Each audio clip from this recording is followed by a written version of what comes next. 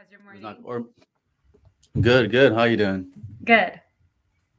Man, okay, so let's just get right into this. Okay. Everyone, welcome to the Expanded Minds podcast. We have the lovely Ruby with me here today, and we're going to talk about the depth of the spiritual journey. So it's a definitely interesting topic. Now, we can begin with obviously where you started out with your spiritual journey and what led you on a spiritual path. Yeah. So I think my path is a little unique, kind of. Well, I actually started when I was like a teenager. But I think, so new to it that I really didn't know the depths of it. So I was like, I would go to church, but I would also like meditate and do like my chakra stuff on the side, like just from videos that I would see. But I ended up falling off like once I entered college and stuff. And that's what kind of, I guess, took me off like my path, is like everything I went through. And then I had like this toxic situation with a guy. And after that, I was just like, there was something in me that told me like there's more, and this, like you need to like stop going down the path you're going right now, and like rewrite your story, and I don't know what it was, but it was just like something inside me telling me that I needed to like go a different route. And I was like, all right, like in my head, I just knew like, okay, there's more. I need to do more. But at this point in my life, I was really, really like depressed. Like I literally would just like go to work, come home, go to sleep, wake up to eat, go to sleep, and like do it all over again. Like I was literally on like, I guess autopilot, what I like to call it. Um, and I really didn't know how to get out of that. But I think that depressive state is what was like, there's more and you need to head that way. So I think it was just like little things that led up to me going deeper into my journey. I followed a few spiritualists, and the way I started to actually get back into spirituality was through moon cycles. So I actually started, I think, like summer of 2019, getting into like moon cycles and doing that, like making sure that I'm like releasing every full moon, and like on new moons, I'm like manifesting things, um, and I think that was like the start of like things being released and coming to me. But like I didn't know that how powerful it was until I started like experiencing things, and I was like, oh my gosh, like this is real. But I think that was summer 2019, and then November of 2019, something called me to go to Mexico by myself. I am from Mexico, and I literally went for my birthday by myself, and I went specifically to experience, they call it a temazcal experience, where you go into like, Mm-hmm. they call it like the mother womb, and the Mayans practice this. Like it's like in their roots, and they still practice it to this day. So I went to like this place where it's probably like 3 hours away from like all the touristy stuff. And like when I went there, I just felt like this is part of my roots and I was meant to be here. So I feel like I was guided to that experience too, to keep on going on my journey. So when I had that experience, it was really beautiful. Um, the way that they do it, and what like their beliefs are completely different though. Like they believe in like the stars, like they're really into astrology, and like the gods that are of the stars. So that's what they believe in. But I think it's like I felt like this is in my roots, and I felt so connected there. So I went back in 2022 to have that experience again, and I'm like, I feel like I want to go again. I feel like every time I go, I just come out like experiencing more and feeling deeper, within my roots, which I think is important too on a spiritual journey. Like when I first started, I was kind of into like everything I would see. Like I would go into the moon cycles, and I still practice it because I think it's important. But when it comes to spirituality, I do feel that it's really important for people to focus on their roots, you know? So that's one thing I learned too, is the importance of everyone focusing on their own roots, and like what's in their bloodline is really important. What about this? Like, what did you learn from these people? I mean, you said a little bit of astrology, but like, if you can go into it more specifically, like, what about the stars? Did you think that they what kind of knowledge did they have about the stars and things like that, or what kind of spiritual knowledge did they impart to you? Yeah, so they don't teach you a lot, but I was the like leader of the group or whatever that took us there, uh was kind of like expressing to me what they believe in and things like that. So they really believe in like, so there's like directions of the world, right? Like north, south, east, west. And Yeah, so one thing that they do in like their ritual is they like to call on every angle of like the yeah, direction, world yeah, to, yeah, to like protect the space, which I thought was really beautiful. And then they like sing straight up to like the god, the sky. So they have like a sky god and like the sun god, and what else?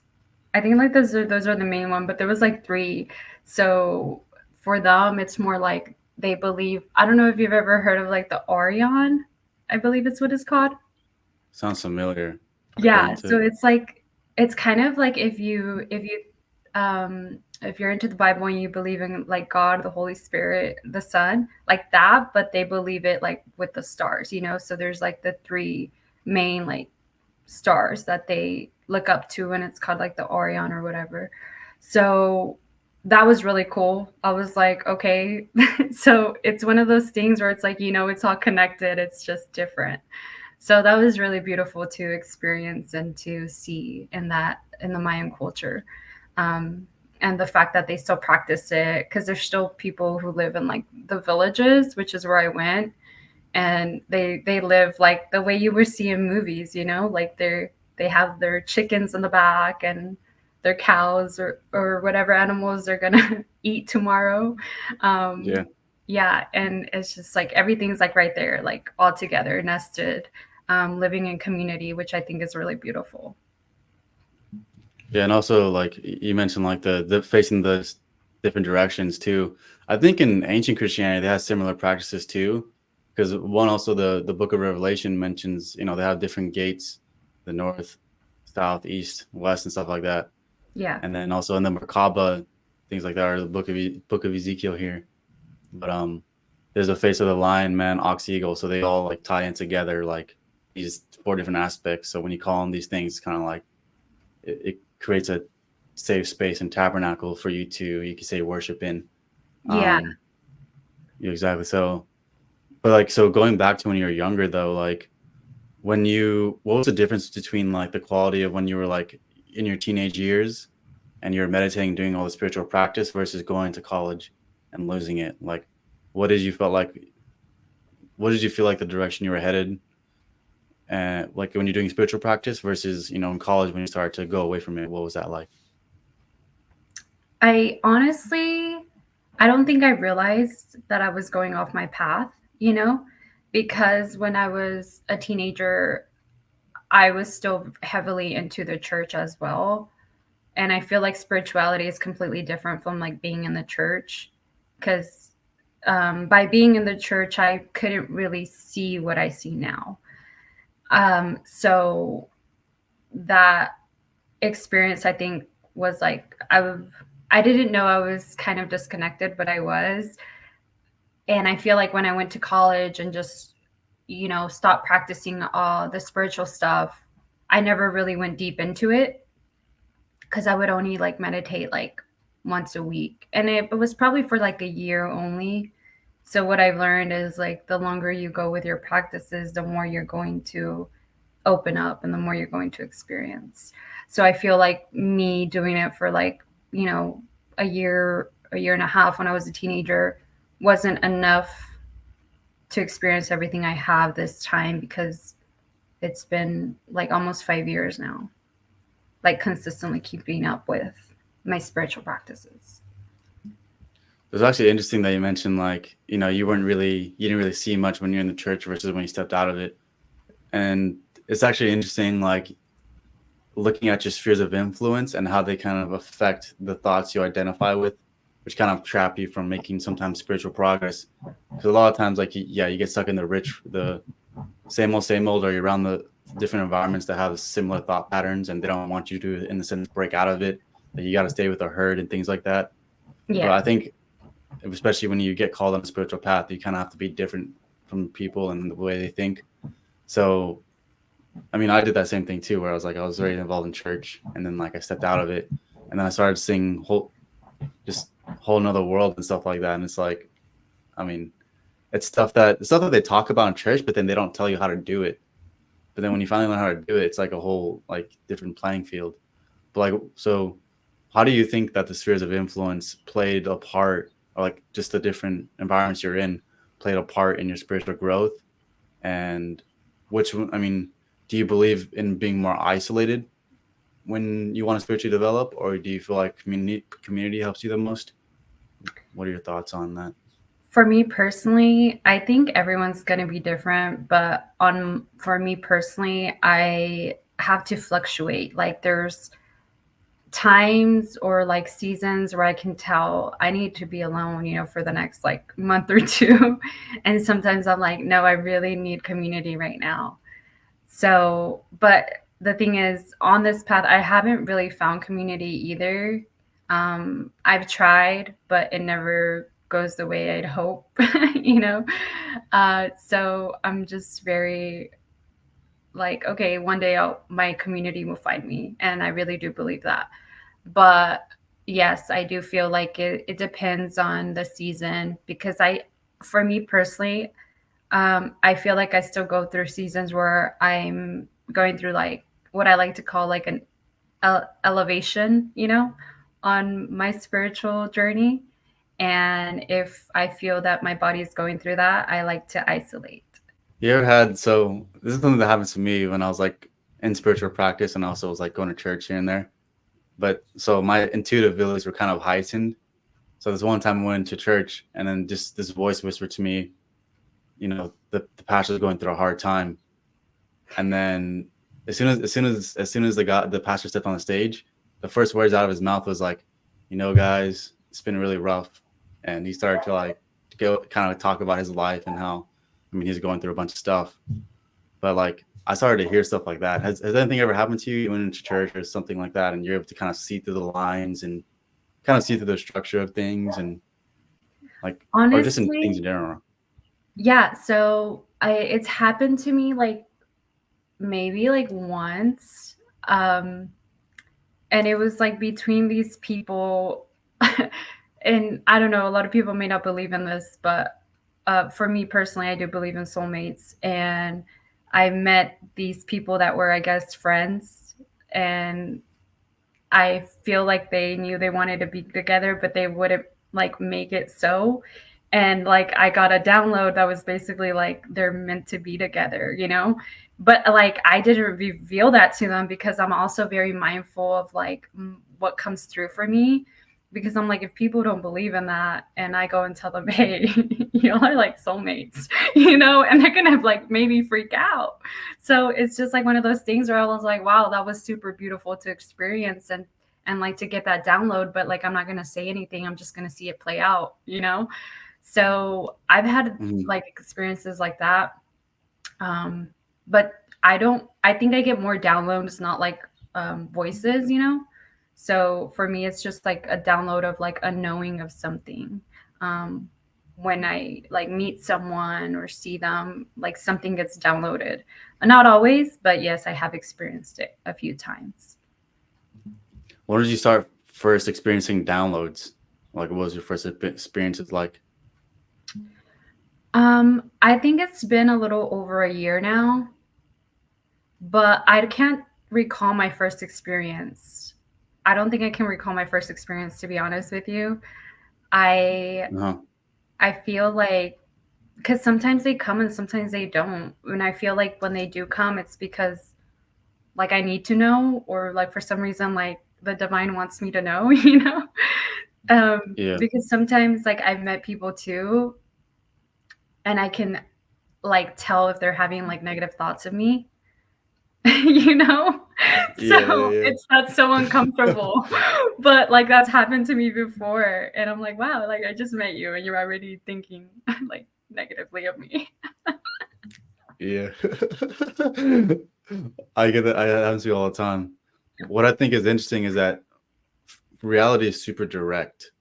So like it's kind of like I feel like we know things because of how direct reality is. You know, we just have to face. In a way, you just have to face it. So like you can like look at somebody, right, and then you could be like, they're thinking negative of me. It's because reality is direct. It's telling you, like, you kind of just pick up in your mind, like mentally, like, yeah, this is happening, and then you could think about another situation in your life, and you're just like, yeah, this is happening. You kind of start to directly kind of feel and intuitively sense things around you, just because of how direct reality is. So I mean, that's kind of how I view things. But I Yeah. mean, do you view reality somewhat similar, and just like, you kind of just know things just looking around? Yeah, I think that's one of the things is the knowing of things, and the fact that not everyone around you like understands or believes it, you know? So I'm very mindful of like some of the things I say, or like if I do say them, they're just like, "Oh, you're crazy," and I'm like, "Okay." Yeah, So what's been a moment where someone, I mean, what's been a moment where you knowing was right, but then someone calls you crazy? Like, what's been a moment like that, if you can recall one? yeah, um, let me see. I think for me, it's just more like little things that happen or little things that I say that like I try to tell people like, oh, you know, like you can do this to like protect yourself. So you know, one time like I told one of my family members because they sleep with a mirror in front of their bed. And for me personally, I just don't think that's good and healthy. So I told them that like maybe you should like move it or like, you know, try to cover it when you go to sleep. And they were like, "Oh, you're crazy." And I was like, "Okay, I'm trying to help protect you, but that's fine." Yeah. Let's actually go into spiritual protection. So, like, um, what is an experience that opened up your eyes to like the spiritual world? Things happening around you that um could potentially harm you spiritually. Like, what has been an experience like that? Your first one? Yeah. So I think I've had a lot of little experiences. I think I've learned because I'm very open. That's one thing about me. So when I meet people, automatically there's a lot of people that are like, "Oh my gosh, I love her," you know, and I want to be her best friend. And I'm very mindful of that now because of the bad experiences that I've had up to this day. But you know, I look back sometimes and I'm like, well, why didn't those friendships work out? And it's because like spirit will raise red flags for me and like either like show me like these people are not meant to be in your life because they can cause you harm, or like just raising red flags to make sure that these people are not in my life, right? So that has happened a lot for me personally, which is not a like for me, like I'm still human, so I still want to experience connection, and that's something that I'm like, I can't wait to actually find my tribe. But like deeper experiences that I've had where I know like I was being protected. One of them happened to me in 2023, which 2023 was actually a really spiritual year for a lot of people, I think, on this journey. But I was in a very vulnerable state, and someone from my past had invited me to a ritual, one of the rituals that the Mayans do.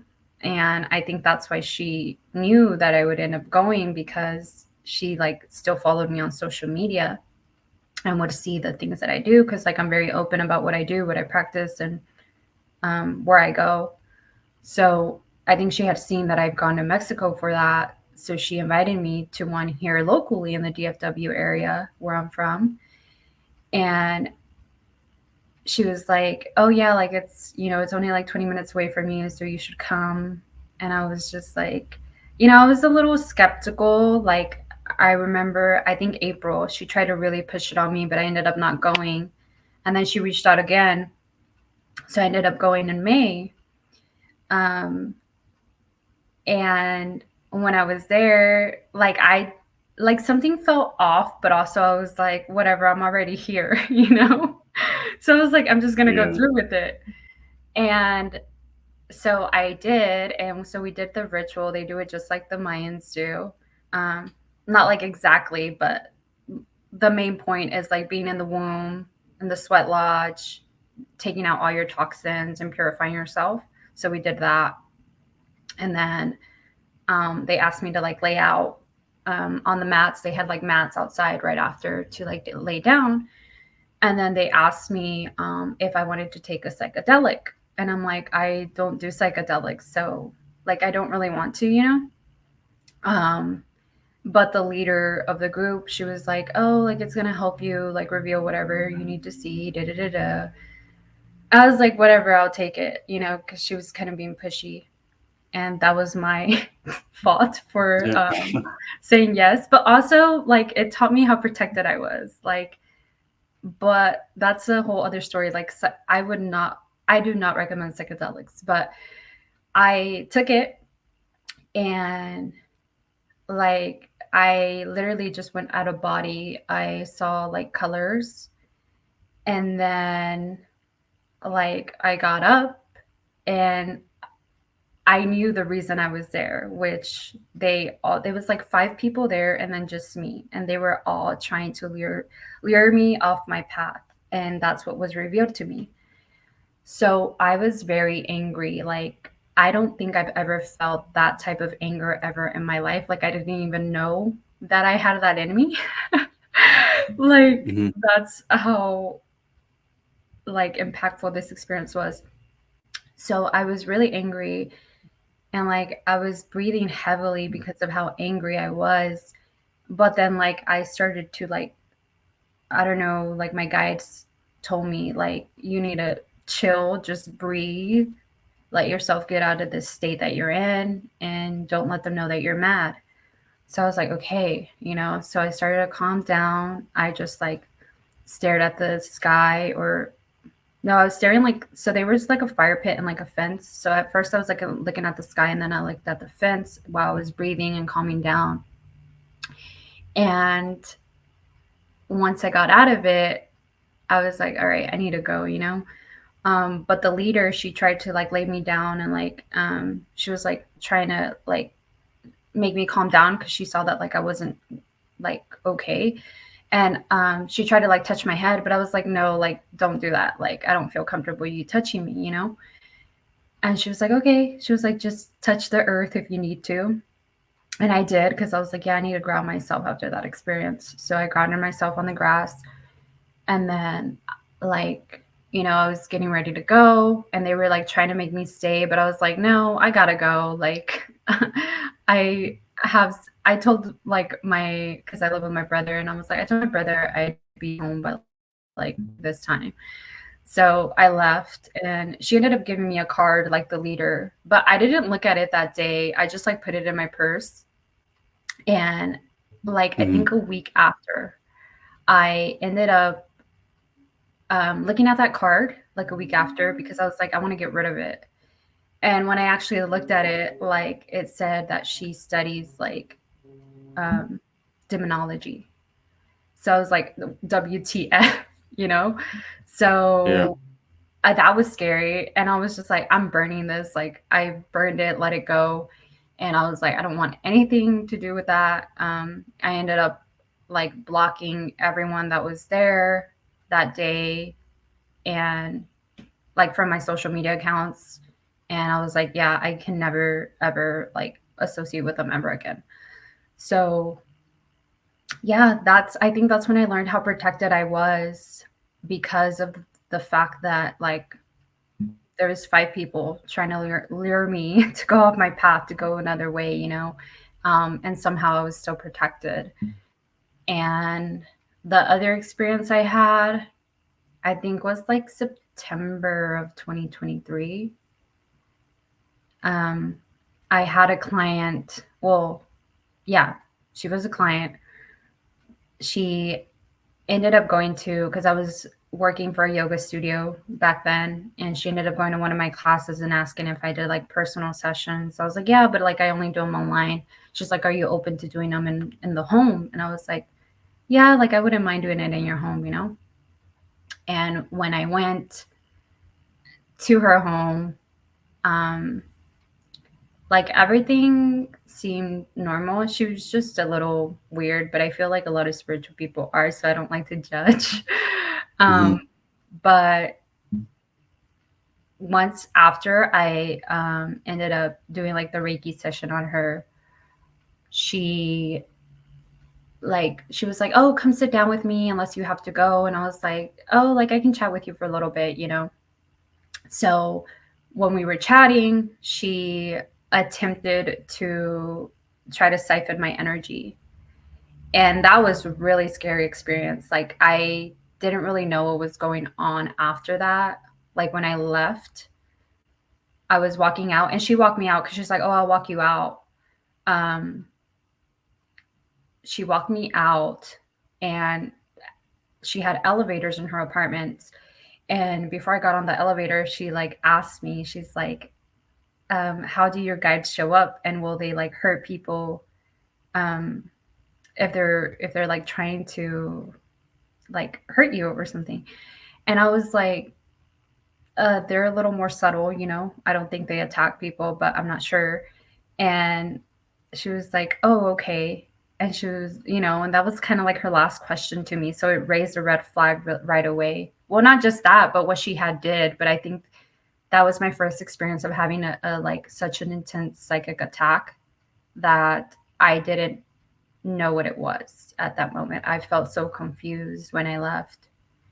And that really taught me the importance of spiritual protection as well, because I think that happened to me because I wasn't keeping up with my protection as much as I should be doing this work. Yeah. What do you mean she tried to siphon your energy? Like, I mean, I understand that maybe something could have happened, but like, did you sense yourself get drained, or like, I don't. What do you mean, like, try to like? What do you Yeah. mean siphon? So I can't really explain it, but she basically like looked at me straight into my eyes and started telling me things like, you know, and the thing is, like, eye contact with someone is such a strong connection. So that, like, she tried to tell me things to try to siphon my energy. I mean, if you don't mind sharing, like, what some of the things that she was saying? So basically, she told me how she was telling me a story about how she met someone uh, that she's involved with sexually, and Mm-hmm. so she told me like what she did to him to make him feel things. So she was trying to do that to me. So she was Like, it's kind telling of me like a. what she did to him because she was trying to do it to me. Does that make sense? It does a little bit, but um, is it kind of like an anxious, like something your stomach was turning kind of feeling, or like in that Yeah. moment, what was it? No, my stomach and my heart were like, this is not okay. So when I was looking at her, like I knew right away when I started to feel it in my body, and I looked away to like make sure I wasn't directly looking at her. And she masked it pretty well, or like, well, first off, if you don't mind sharing, like, what was exactly the thing she did, and then two, like, she do a very good job of masking well, like even before you saw her, you didn't sense any of this. Before, no, I didn't. I just like I felt like something like was weird about her, yes, but no, like the fact that she was going to do something like that, no, I didn't. And like, what Um, if you don't mind sharing, like, what did she say she did to the person? so basically, she says she like looked at him, and like she's like I looked at them in their eyes, and like I was just telling them like like she told me a story about like past lives. Like she told me a story about past lives, and then she was like looking directly into my eyes, and she was like, um, what'd she say again?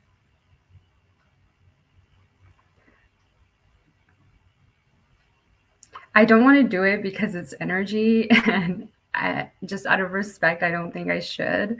So I'm sorry, but I can't say the things she said. But basically, like, she just went into this story of trying to connect with me and then, like, saying it. Okay. Yeah. And then, so how do you spiritually protect yourself? Like, what do you do, or what are some things that you do to kind of find or just protect yourself in general? Yeah.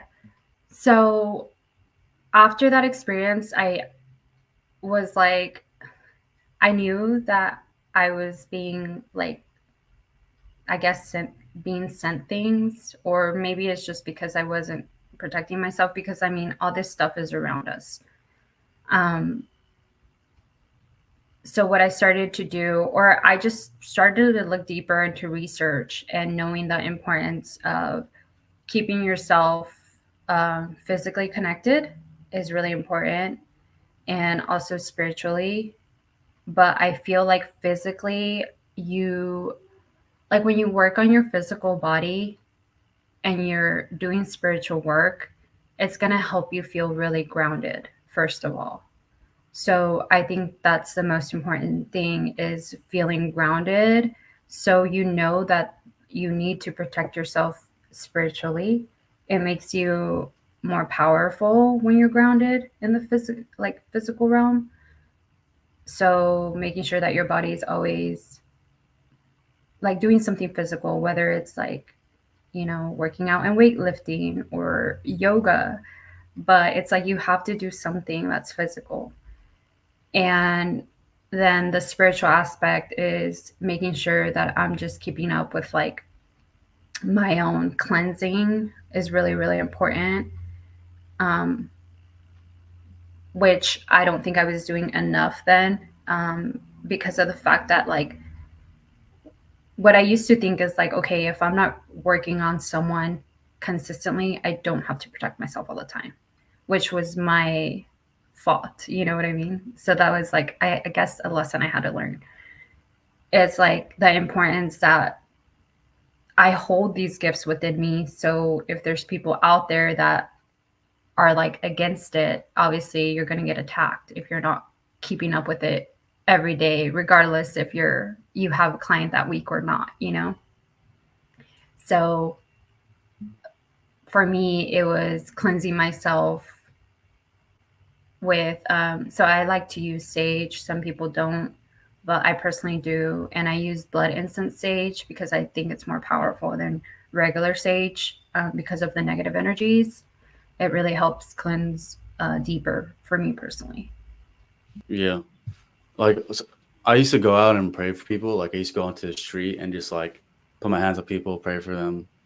I felt very connected to the spirit at the time. Like, I can feel tangible energy flowing through me and all around me. I still Yeah. do kind of feel that, actually. Or I still do feel that.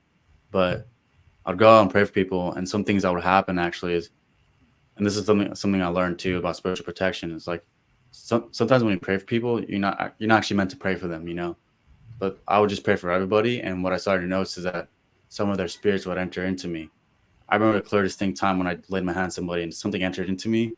At the time, I didn't really like think too much of it, but later on, it kind of mixed in. Like, I started having a little bit more anxiety and more depression, and like, I guess my spiritual bank account wasn't that full. So like, when I put my hand on this person, like, the thing easily went into me.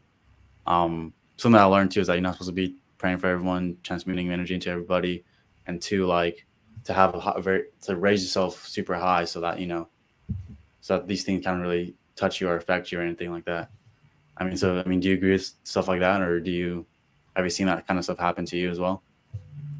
That stuff, not, I have not experienced that yet. No. Um, Yeah, you I don't want to. hopefully not.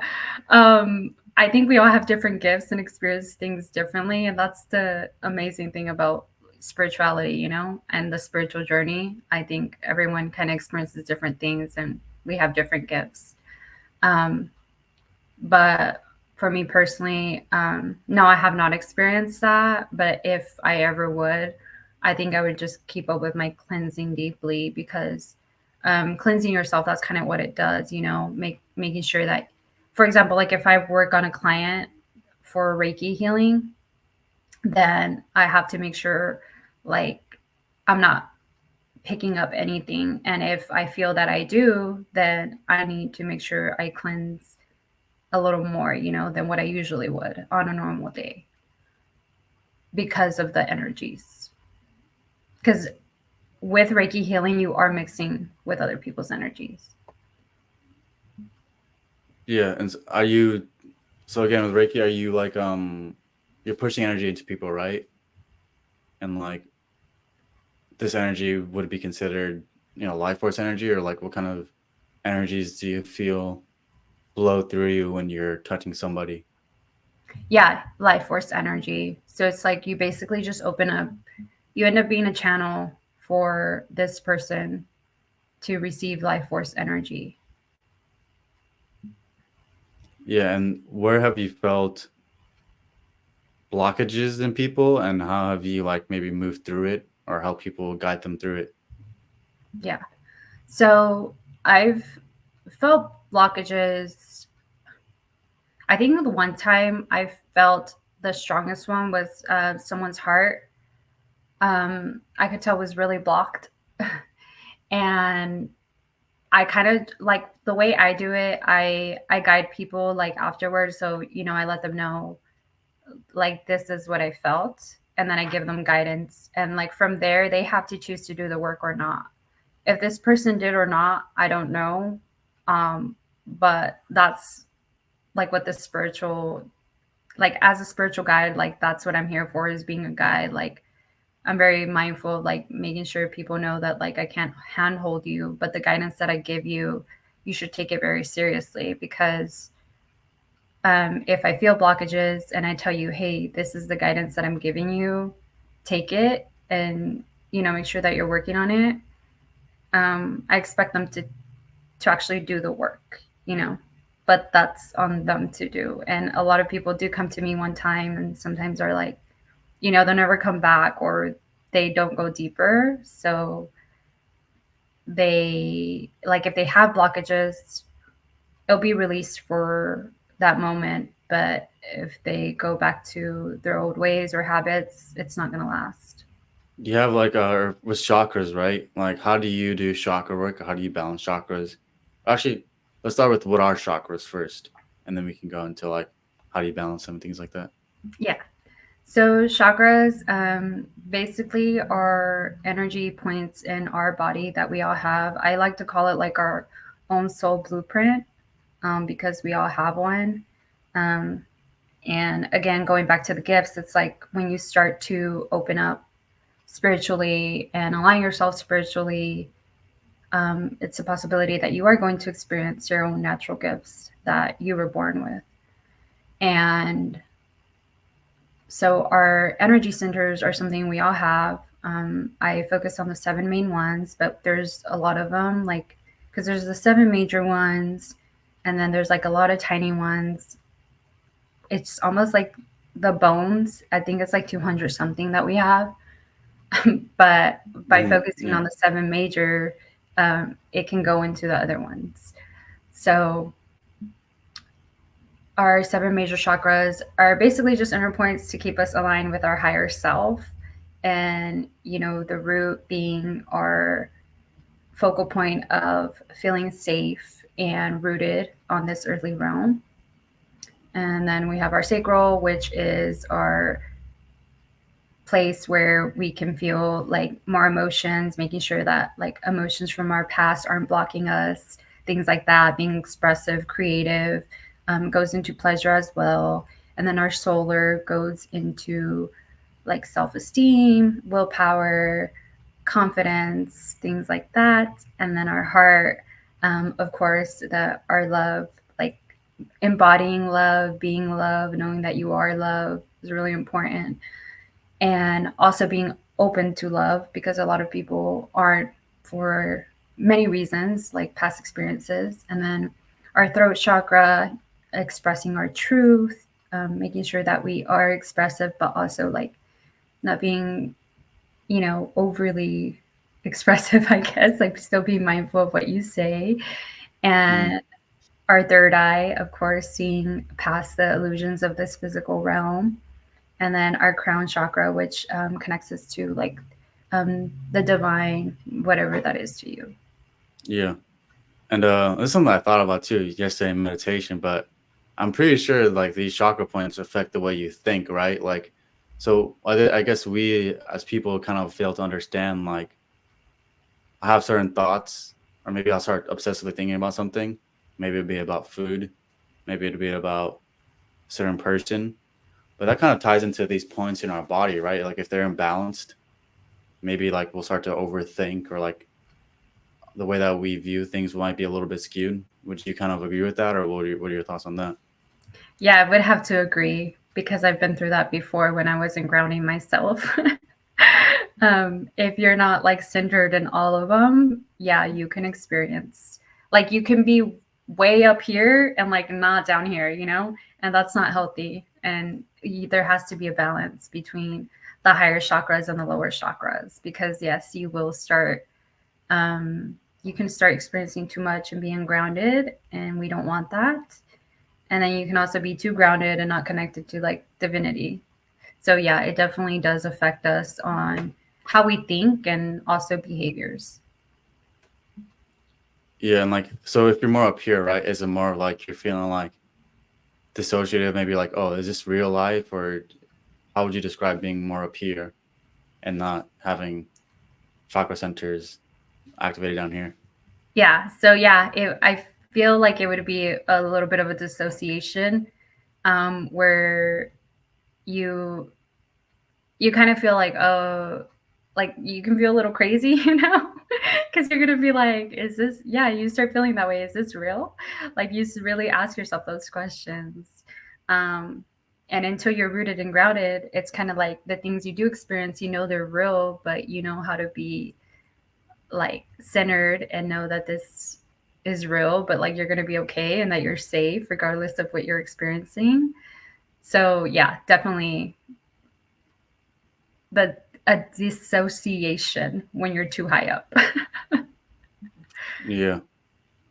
So do you when you look at people's maybe issues and things like that, do you ever think or correlate it to an imbalanced chakra, or do you just think, because like, and in modern psychology, right? I'll just be like, this person has issues. They need to do this. They need to, I'll prescribe them, right?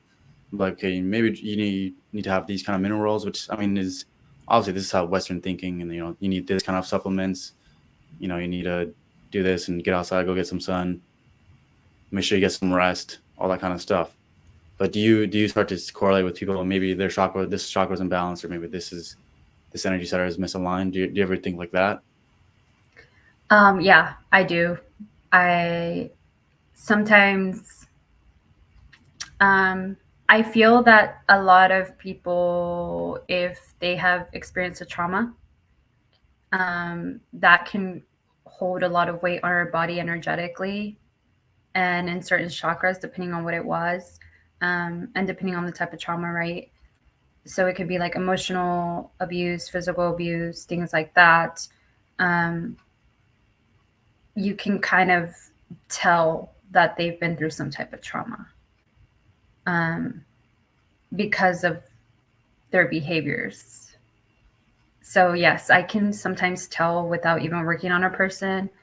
Um, but again, I'm very mindful of all that too. So I just keep it to myself, and I'm like, if you're ready to come to me, you'll be ready to come to me. But if not, that's okay too. And so so like with Reiki and stuff, do you help people, like, do you ever tell people these things, like, like the guidance that they need, or do you sometimes wait to give them the message? Because like, do you think there's a right time to do it too, whenever you see the message? Yeah. So if they're actually coming to me for energy work and that guidance comes through, yes, I will tell them. Like I'll tell them whatever comes through for them. And sometimes, even if they have been through trauma, um, I'll be guided to give them something that will help them like right now, um, to like get in tune with their higher self more. So sometimes, even though I can feel something from the past, like I'm not guided to voice that. I'll be guided to voice like, hey, tell them to focus on this so they can feel more in tune with their self right now, you know? So if someone comes to me and good things come up, sometimes that happens. Like I'll be guided to tell them something to focus on that makes them feel good so they can help like release any blockages within that chakra. So for example, one time I was working on a girl and she really loves to sing and dance. I think when she came to me, she kind of had stopped doing that. So I was guided to tell her like she needs to make sure she continues doing that because that's kind of like her passion. And that's where she feels like her higher self, you know? So that came through and that was really beautiful. So sometimes it is those messages that just are guided of like, this is what you can do right now to feel really good within your higher self. What do you think is the difference between like more of the rationalistic view of people? Like, I guess just you could attribute this to like a Western society. So, what do you think is the difference between the Western society and their rationalistic tendencies versus like maybe your? I mean, it seems like you're more into Eastern, philosophy such as like chakra systems, uh, guides, the stars, things like that. Maybe the star sign things like that is more maybe a Native American thing. So could be Western thing. So I'll throw that in there. But what do you think is the kind of link between? What do you think is the differences between these two? And then like, what is the kind of missing link or middle ground right there? Yeah. So for me personally, um, I actually like a little bit of both when it comes to the Western and Eastern. I do feel more Eastern for sure. You're not wrong about that.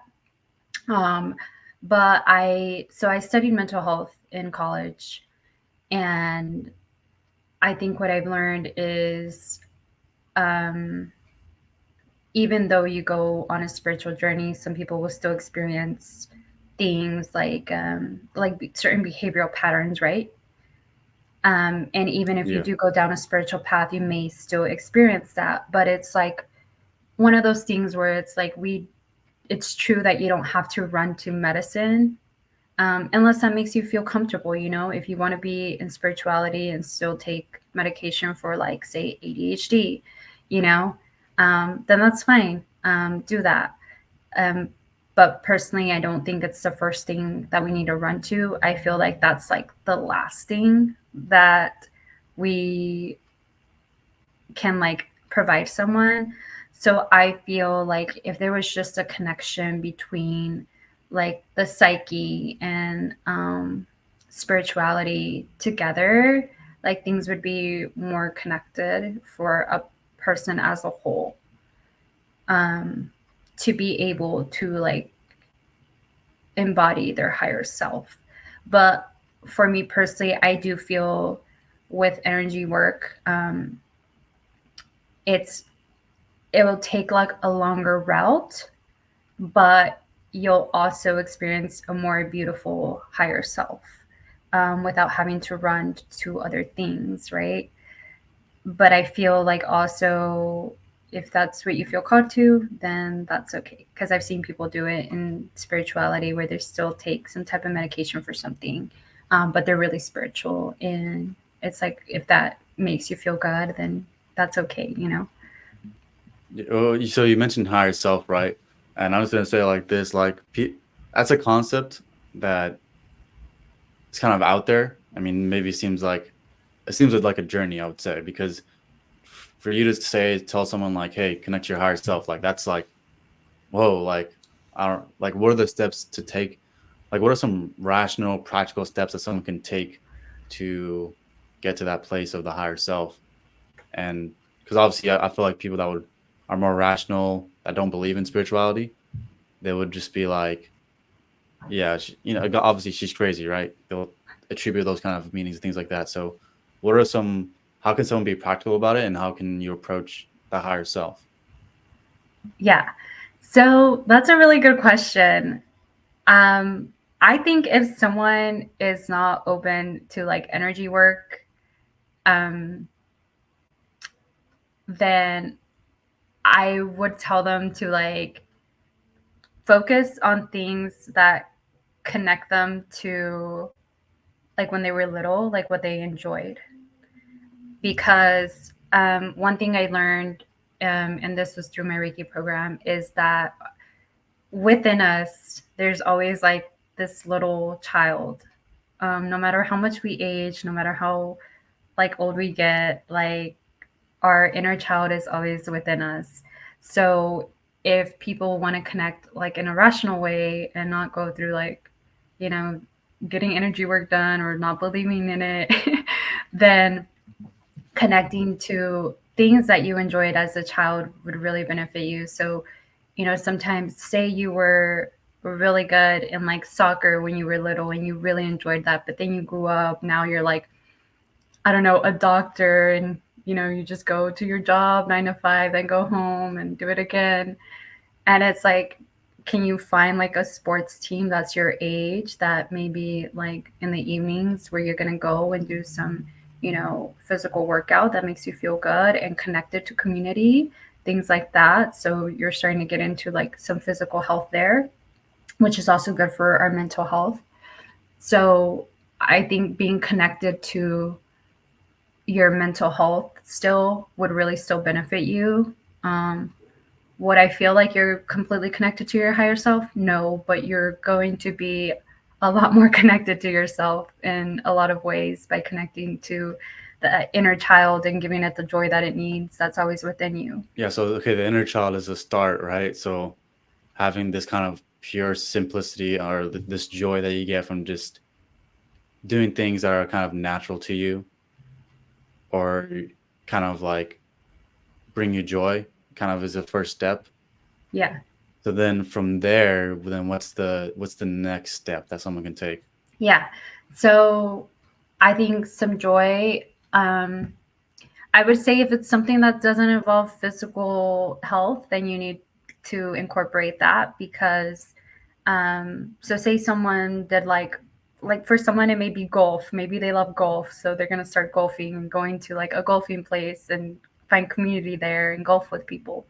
But you're not getting the full physical, like I think that's just like arm strength, right? Yeah, like So hips and everything, yeah.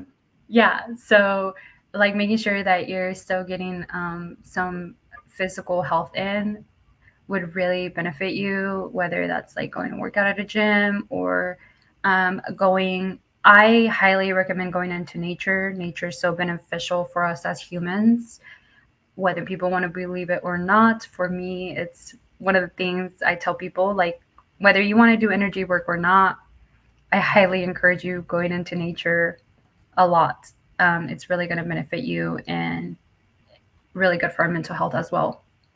So, connected to nature as well. Like, if you want to go take walks or go take runs out in nature instead of like running on a treadmill, it's going to be really beneficial for you as well. Yeah. Or to also back up a little bit too and go back to that childlike nature that you have. It's that simplicity when you're in the moment, when you're in a state of awe and joy that gives you the faith to actually connect to your higher self. So like once you're in that pure state, then I would say the world is more open to you and then you can believe more. Whereas you could say people that are in their heads, maybe because they had to survive, right? They have to like think about things like super quickly and they have to like boom, boom. Whereas a kid, you have just a pure, simple childlike faith. Once you connect to that and you have faith, then you actually start to feel the energies around you. And this is where kind of the magic happens. So like you're not thinking about anything, you're not really putting any meaning or superimposing anything. And this is where you can start to play with energies and different things around you. So instead of like taking a step forward, right, you're taking a step backwards, back to yourself. And then once you're there, then you can really start to know yourself. I'll say it like that. Yeah, I agree. I agree. Yeah, and so like what do you think is innate to you in terms of spiritual gifts, or like what do you think there's when you're in that childlike state, what do you feel like comes to you a lot?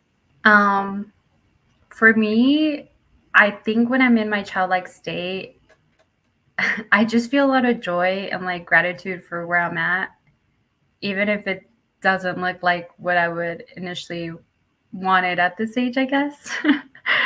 Because I'm on a Mhm. whole different path than I thought I would be like years ago, you know? But I also embrace it. Like, I think it helps me embrace the journey of life.